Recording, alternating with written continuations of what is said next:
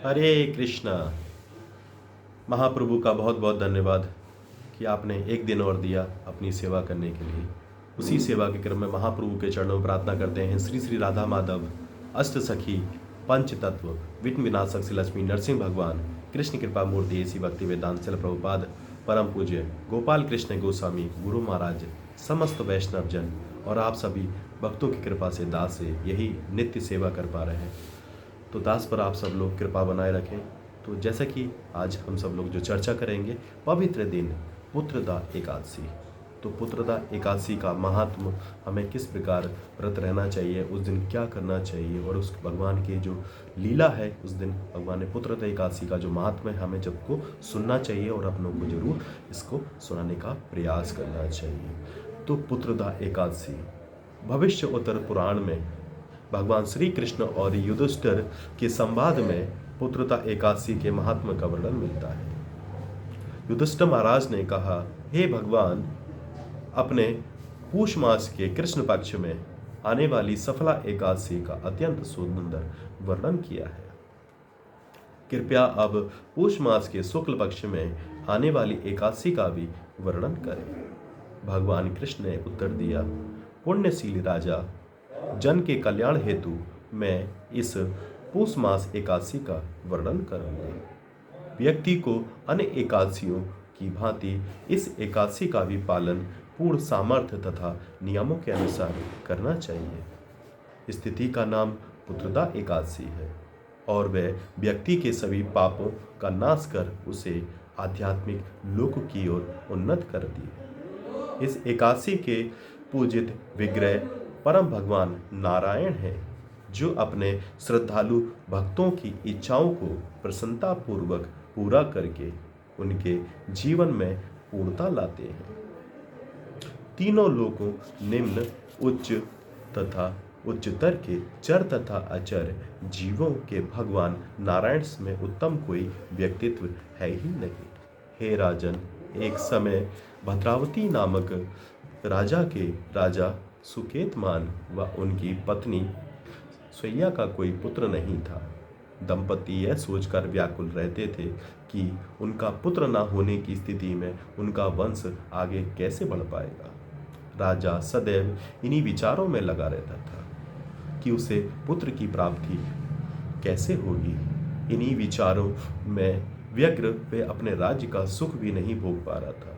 यहाँ तक कि अपने पूर्वजों का जल तर्पण करते हुए उसने सोचा कि यह जल उबले हुए जल की भांति पेय नहीं है। वह ये विचार करके अत्यंत दुखी हुआ कि हम पति पत्नी की मृत्यु के पश्चात हमें जल तर्पण करने वाला कोई नहीं होगा, साथ ही उनके पूर्वज भी प्यासे रह जाएंगे। यह सोचकर दंपति और दुखी होते चले गए। समय के बीतने के साथ साथ वह हताश निराश होते चले गए। राज्य के हाथी, घोड़े, महल, नौकर चाकर कुछ भी उसे सांत्वना ना दे सके। राजा सोचने लगा, वास्तव में पारिवारिक व्यक्ति के बिना पुत्र ना होना उनके हृदय व घर दोनों को शून्य चित्त व कष्टदायक बना देता है। पुत्र के अभाव में व्यक्ति अपने पूर्वजों, देवताओं व अन्य जीवों का ऋण भी नहीं चुका सकता। पुत्र होना व्यक्ति के 100 पूर्व जन्मों के पुण्य का साक्षी है। इस जीवन में पुत्र पौत्र होना सिद्ध करता है कि व्यक्ति ने पूर्व जन्मों में परम पुरुषोत्तम भगवान श्री कृष्ण की आराधना की है।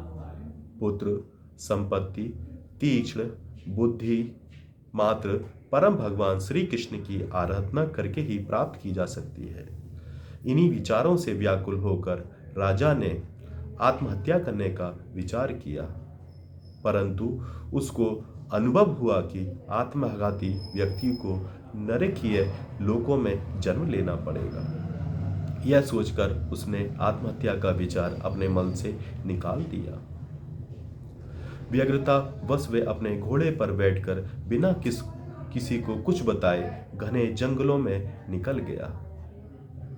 वह हिरण, बाघ, जंगली सूअर, बंदर, सांप, विशालकाय हाथी हथनी व उसके बच्चों फल फूलों से लदे वृक्षों से भरा हुआ था। इन सब को देखकर राजा और अधिक व्याकुल होकर भटकने लगा। एकाएक राजा ने किसी लोमड़ी को चिल्लाने की आवाज सुनी। मध्याह्न हो गया और राजा को भूख प्यास भी लग रही थी।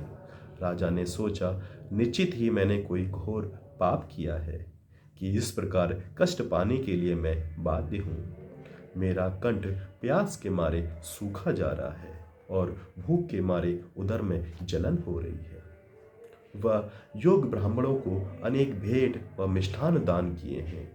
मैं अपने राजा का पालन भी अपनी संतान की प्राप्ति को किया है, फिर क्यों ना मैं ये स्पष्ट कष्ट पा रहा हूँ।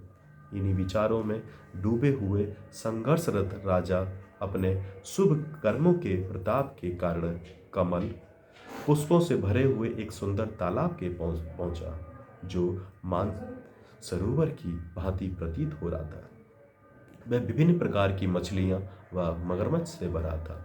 सूर्य के प्रकाश से कमल पुष्पों से भरे हुए उस तालाब में तैरते सारस, हंस तथा बतखें आदि प्रसन्न दिख रही थी। निकट ही इच्छा पूर्ति करने वाले साधुओं के आश्रम थे। राजा की दाहिनी भुजा व आंख फड़कने लगी और किसी शुभ लक्षण का संकेत देने लगी। जैसे ही राजा घोड़े से उतरा, उसने देखा कि सभी साधु संत जपमाला पर भगवान के नामों का उच्चारण कर रहे हैं। राजा ने दोनों हाथ जोड़कर उन्हें प्रणाम किया। राजा ने प्राप्त आदर द्वारा संतों से प्रश्नचित्त होकर उनके आने का कारण पूछा। राजा ने उन्हें संतों के विषय में जिज्ञासा की कि वे कौन हैं।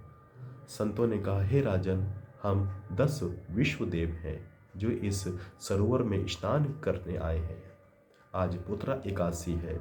पुत्र एकादशी की इच्छुक व्यक्ति को इस दिन गंभीरता पूर्वक उपवास करना चाहिए। पुत्रदा का अर्थ है पुत्र प्रदान करना। आप गंभीरता पूर्वक व्रत करें और हमारे आशीर्वाद और भगवान केशव की कृपा से शीघ्र ही आपको पुत्र प्राप्त होगा। हरि हरि बोल। तो भगवान के दिए हुए इस वचन से विश्वदेतु विश्वभर के नाम इस प्रकार वसु, सत्य, क्रतु, दक्ष, काल, काम, द्रुति, पुरत्वा, माधवा एवं कुरु के आदानुसार राजा ने निर्धारित नियमों का पालन करते हुए उस तिथि का पालन किया और द्वादशी पर सरोवर में स्नान करके संतों को प्रणाम किया और महल लौट गए। कुछ ही समय उपरांत उसकी रानी गर्भवती हो गई और रानी को कांतिमान मुख वाला एक सुंदर पुत्र प्राप्त हुआ। बड़ा होने पर वह वीर राजकुमार के नाम से प्रसिद्ध हुआ और राजा ने उसे अपना उत्तराधिकारी बना दिया। हे युधिष्ठिर, जो इस लोक में इस एकादशी का गंभीरता पूर्वक पालन करेगा उसे पुत्र की प्राप्ति होगी तथा मृत्यु के उपरांत मुक्ति को प्रदान करेगा। पुत्रदा एकादशी की महिमा का अध्ययन व श्रवण करने से अश्वमेध यज्ञ के समान उसे पुण्य प्राप्त होता है। तो जैसे कि हम लोगों ने प्रयास किया कि हमें आज के दिन ज़्यादा से ज़्यादा क्या करना चाहिए, फालतू की भौतिक बातों से बचकर आध्यात्मिक चर्चा करने का प्रयास करना चाहिए। नाम जप ज़्यादा से ज़्यादा करना चाहिए, भगवद गीता का पठन पाठन करना चाहिए और इसी सेवा को लेकर लोगों को जागरूक भी करना चाहिए, क्योंकि हमारा धर्म तभी बढ़ेगा जब हमारे धर्म का प्रचार प्रसार होगा। तो आप सभी भक्तों से दासों के दास यही निवेदन करता है कि आप सब लोग सनातन धर्म के प्रचार प्रसार के लिए अपना कीमती समय में कुछ समय निकालने का प्रयास करें, क्योंकि धर्म नहीं है तो सब अज्ञानी है। तो हमारा बस प्रयास आप सभी भक्तों से यही है। अगर आप लोग चाहते हैं कि आपके नंबर पर नित्य श्रीमद् भगवद गीता श्लोक शाम को कृष्ण चर्चा मिलती रहे तो आप 9411166837 पर हरे कृष्णा भेजते रहें। दासों के दास आप सभी भक्तों के चरणों में यही प्रार्थना करते हैं कि आप सब लोग आज एकादशी का जो संदेश है आप सब लोग जरूर भेजा करें, उसका जो प्रण जरूर किया करें कि भगवान आप पर विशेष कृपा करेंगे। हरि हरि बोल, हरि हरि बोल। और आप उस कथा को सुनने के बाद, महात्म को सुनने के बाद कमेंट में हरे कृष्ण महामंत्र लेकर अपनी आहुति जरूर डाला करें। हरि हरि बोल, हरि हरि बोल, हरि हरि बोल।